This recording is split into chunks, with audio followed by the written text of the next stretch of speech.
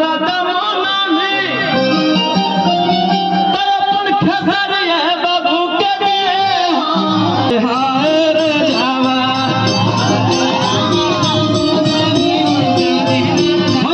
भैया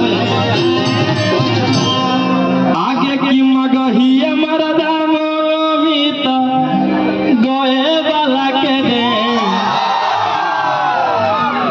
कुल के फट लोगी ना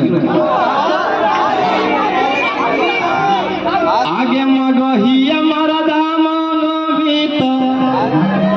अटरी वाला के दे आय हाय रे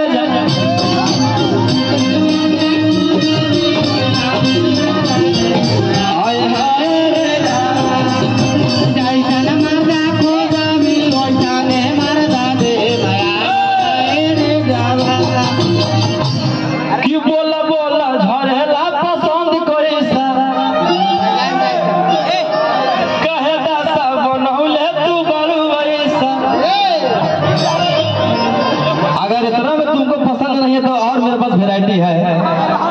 भोजपुरी वाला मेरे पास है खाली मगहिया वाला नहीं है कि बोला बोला झरेला पसंद कोई सा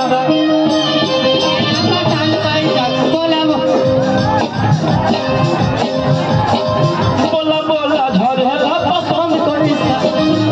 झरेला पसंद कोई सा कहे दादा बनौले तू बड़ वैसा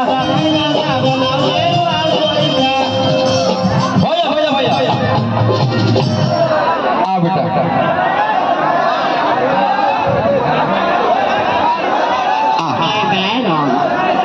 कि क्या है दासा बनवल है तू बारू ऐसा अरे कि मुंह हलाता जाके काहे बैठल बारू शाही करी सनसामा डीजे बैगन तो बोले तो बेटा